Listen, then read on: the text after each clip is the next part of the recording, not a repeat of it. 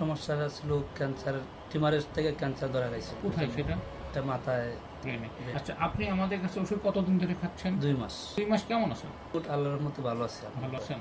আপনার যে সমস্যাগুলো ছিল সেই সমস্যাগুলো কি এখন আছে? সমস্যাগুলো বলতে আমার একটু ঠান্ডা কাশি হয় আর একটু পায়রা একটু সমস্যা। এমনিতে সমস্যা নেই? এমনিতে ফুসফুসি ক্যান্সার। আচ্ছা, টিউমার। এই আমাদের কাছে ওষুধ খাচ্ছেন কত মাস যাবত? 5 মাস।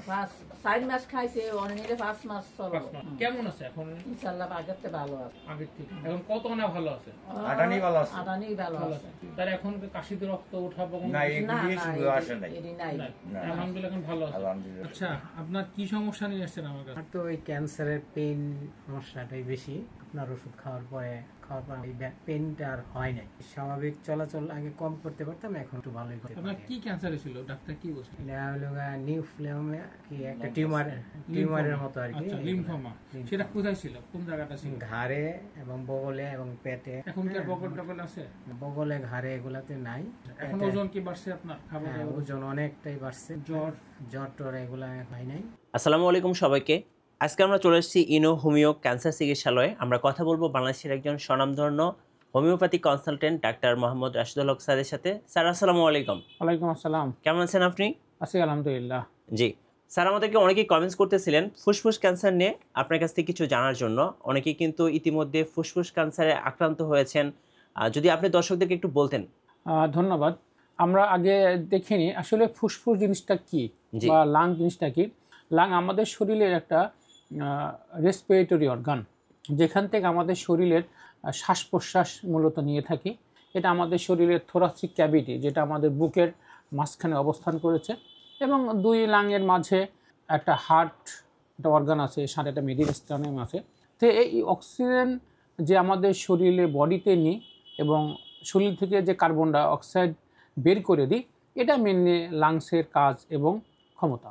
বলে রাখি, আমাদের প্রত্যেকটা অর্গানের কিন্তু একটি আলাদা ক্যাপাসিটি আছে। প্রত্যেকটা অর্গানের কিছু মানে লোডিং ক্যাপাসিটি বলেন বা ক্যাপাসিটি আছে, ঠিক লাংসেরও কিন্তু বা ফুসফুসের কিন্তু একটা লোডিং ক্যাপাসিটি আছে। একটা লাংস, এটা পূর্ণবয়স্ক একটা লাংস, সেটাকে মেডিকেল টার্মে বলে ভাইটাল ক্যাপাসিটি। সেটা হচ্ছে প্রায় 4 থেকে 6 লিটার সে এটা গ্রহণ করতে পারে, এমএল, বা আমরা বলি 5000 থেকে 6000 এমএল একটা অ্যামাউন্ট সে নিতে পারে। এই হচ্ছে আমাদের শরীরের লাংসের একটা মানে অবস্থান। স্যার, ফুসফুস ক্যান্সার বা লাংস ক্যান্সার আসলে কেন হয়? আসলে এই কেন হয় এই প্রশ্নটা আপনি যদিও করেছেন, এটা অনেক মানে ইলাবোরেট একটা বিষয়। প্রত্যেকটা ক্যান্সারের ক্ষেত্রে দেখেন ইন্ডিভিজুয়ালি কোনো বা স্পেসিফিক কোনো কজ কিন্তু পাওয়া মুশকিল। আপনাকে একটা ধারণা দিয়ে থাকি, একজন ব্যক্তি সারা জীবন স্মোকিং করেছে, জি, কিন্তু তার কোনো ক্যান্সার কখনোই আসেনি, কখনোই অথবা হয় সে নাই। কখনো সে স্মোকিং করেইনি, কিন্তু তার স্মোকিং হওয়ার পরে সে না করার পরে সে ক্যান্সার ধরে পড়েছে। মনে করেন মেয়েদেরও, মহিলাদের ক্যান্সার হচ্ছে না, ফুসফুস হচ্ছে। হ্যাঁ। আসলে কারণটার বিষয় অনেক কারণ আপনাকে পাবেন, কিন্তু কারণের ক্ষেত্রে আমার কাছে যেটা যুক্তিযুক্ত মনে হচ্ছে সেটা দেখেন, আমার লাংস আসলে কাজটা করে কি সেটা আমাকে বুঝতে হবে।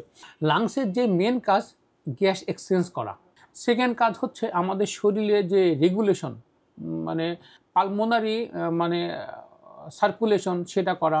দেন পিএইচের মান আমাদের নিয়ন্ত্রণ করা। দ্যাট ইজ পেস যদি আমার কন্ট্রোল না করে আমাদের শরীর কিন্তু অ্যাসিডিক হয়ে যাবে, এই একটা মেনটেন করা। আরেকটি ইস্যু হচ্ছে আমাদের লাংসের প্রোটেকশন করা। কি প্রোটেকশন করে? দেন অ্যান্টিজেনকে প্রোটেকশন করে এই লাংস। দ্যাট ইজ বাইরের কোনো জার্ম বা বাইরের কোনো ফরেন বডি বা বাইরের কোনো কিছু ব্যাকটেরিয়া, ভাইরাস, ফাঙ্গাস যেন না ঢুকতে পারে শরীরে, সেটা কিন্তু প্রোটেকশন করার কাজই হচ্ছে লাং। কারণটা আমি যেটা স্পেসিফিক বলি, যদি কোনো কারণে এই লাংসের কার্যকরী ক্ষমতাটা সে হারাই ফেলে বা কাজ করতে না পারে পূর্ণাঙ্গভাবে, তখনই কিন্তু ক্যান্সারের রূপ নেবে বা ক্যান্সার হতে পারে। দেখেন, যখন একটা লাংসের কখন হতে পারে, যখন একটা লাংসের মানে মুভমেন্ট ক্ষমতাটা কমে যাবে ডিউ টু লাংসের ইলাস্টিসিটি যখন কমে যাবে। প্রত্যেকটা অর্গানের কিন্তু আলাদা ইন্ডিভিজুয়াল ইলাস্টিসিটি রয়েছে। যদি কখনো হচ্ছে ইলাস্টিসিটি নষ্ট হয়ে যায়, তখনই কোনো কিছু একটা বাধা পড়বে ওই লাংসের উপরে। যখন এই লাংসের উপরে কোনো একটা টিউমার বা কোনো একটা মানে হচ্ছে আলাদা কোনো সেল, মানে আনকন্ট্রোল সেল বা অ্যাবনর্মাল কোনো সেল যদি আপনার শরীরে বা ওই লাংসে যদি গ্রো হয়, তখনই লাংসের কিন্তু আলটিমেটলি ক্যান্সারের রূপ নিয়ে নিল।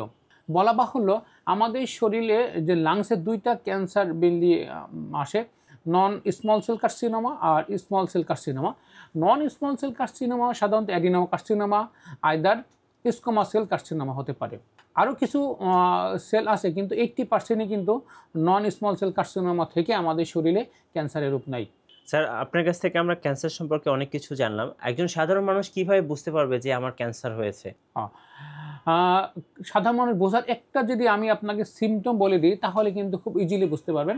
একটা মানুষ সে একটা ব্যক্তি সে সে মানে কাশতেছে, কাশি আছে, তার কাশি আসার পরে কিছু ওষুধ পানি খাচ্ছে, সে ভালো হচ্ছে না। যখন এই কাশিটা নিউমোনিয়ার আক্রান্ত হলো, নিউমোনিয়ায় হলো, তখন দেখলেন কিছু ওষুধ পানি খাচ্ছে, নর্মালি খাচ্ছে, কিন্তু যাচ্ছে না। যখন দেখবেন যে না হওয়ার পরে যখন নিউমোনিয়া স্টেজে পার হয়ে যাবে, কাজ হচ্ছে না, তখন যদি সে সিটি স্ক্যান, এমআরআই করে বা এক্সরে করে, তাহলে কিন্তু বুঝবে যে সে ক্যান্সারে রূপ নিয়েছে বা হচ্ছে। এছাড়া কিছু সিমটম দেখে আপনারা বোঝেন, তাহলে বোঝা যাবে তার হচ্ছে কাশি হবে, ফ্রিকোয়েন্সি কাশি হতে পারে, তারপরে তার কণ্ঠটা ভেঙে যেতে পারে, বা কাশির সাথে ব্লাড আসতে পারে, সে দিন দিন শুকাই যেতে পারে। এরকম কিছু সিমটম যদি সে বোঝে যে আমার আছে, তাহলে বুঝবেন যে সে ক্যান্সার দিকে রূপ নিচ্ছে। ক্যান্সার চিকিৎসায় বা ফুসফুস ক্যান্সারে হোমিওপ্যাথিক কী কী চিকিৎসা আছে? আসলে চিকিৎসার বিষয় যেটা, সেটা হচ্ছে ট্রেডিশনাল যে সিস্টেমটা, মনে করেন আপনি যদি ক্যান্সারে আক্রান্ত হন, তাকে প্রথমত সার্জারি, আদার ক্যামো, রেডিওথেরাপি, তার টার্গেট থেরাপি, এইসব টাইপের থেরাপি বা দেওয়া হয় আর কি। আলটিমেটলি কিন্তু আপনাকে বলে রাখি, ক্যান্সার কিন্তু কখনোই ভালো হওয়ার রোগ নয়, তাকে ভালো রাখা রোগ। তার মানে ক্যান্সার রোগীকে ভালো রাখাটাই বড় চ্যালেঞ্জ, ভালো করাটা বড় চ্যালেঞ্জ নয়। আমাদের হোমিওপ্যাথিতে যে বিষয়গুলো আছে, আপনাকে বলে রাখি, আমরা এই ক্যান্সার যে লাংসটা বা ফুসফুস, এটা কিন্তু মিউকাস মেমব্রেন টাইপের অর্গান। এগুলো অনেক সেল থাকবে, টিস্যু থাকবে, অনেক কিছু মিলাই কিন্তু এই মিউকাস মেমব্রেনটা।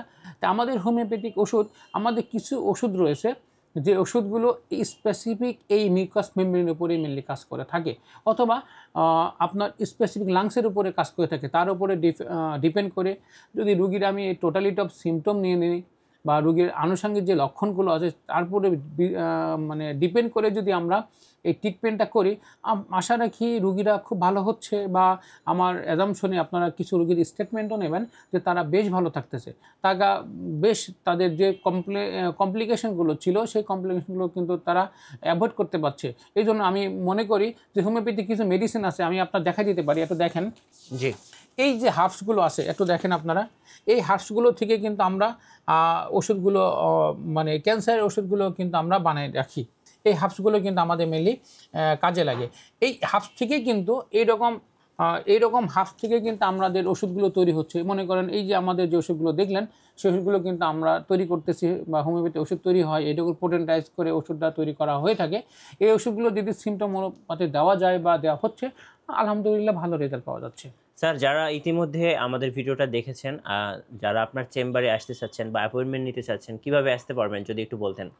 আমার ঠিকানা ইনো homeo consultant point and cancer centre, সেটা হচ্ছে পুরানো পল্টন, বিজয়নগর পানির ট্যাঙ্কি আছে, তার পাশেই একটা কলেজ আছে পুরানো পল্টন, তার কলেজের পাশে হ্যানোলাস বিল্ডিংয়ের 3 তলায় আমার চেম্বারটা।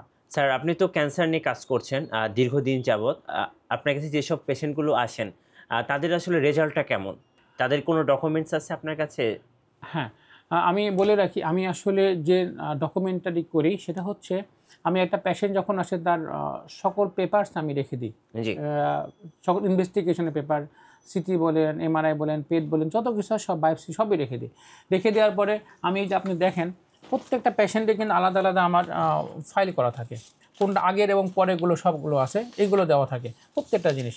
এরপরে দেখেন আমার কাছে প্রত্যেকটা আলাদা ডাটা বেস করা আছে। এই যে ওষুধ এই আছে না, যে সিস্টেমগুলোর খাতাগুলো আলাদা আলাদাগুলো, এই ক্যান্সারগুলো এরকম করে কতটুকু আছে সেটা দেখে। তারপরে দেখেন আপনাদের কাছে দেখেন, আমি প্রত্যেকটা পেশেন্টের নাম, বয়স, যা যা আছে সব, কী কী ওষুধ দিচ্ছে, কী সিমটম আছে, এইগুলো আমি কিন্তু সব এন্ট্রি করে রাখি। এগুলো কিন্তু আমার মানে এই পেশেন্টের বা এই ক্যান্সার পেশেন্টের জন্য একটা আমি মানে ডকুমেন্টারি যে জিনিসগুলো রাখার, তাহলে আমি রেখে দিচ্ছি আর কি আপনাদের জন্য। ধন্যবাদ। যারা ক্যান্সার চিকিৎসা নিতে চাচ্ছেন স্যারের কাছ থেকে বা স্যারের অ্যাপয়েন্টমেন্ট নিতে চাচ্ছেন, অবশ্যই স্ক্রিনের নাম্বারে যোগাযোগ করবেন, অথবা সরাসরি চলে আসবেন লোকেশানে। আর নতুন নতুন ভিডিও দেখতে অবশ্যই আমাদের ফেসবুক পেজ এবং ইউটিউব চ্যানেলের সঙ্গে থাকবেন। ইনশাল্লাহ আমরা নতুন কোনো আপডেট দিব খুব শীঘ্রই। সবাই ভালো থাকবেন, সুস্থ থাকবেন। আল্লাহ হাফেজ।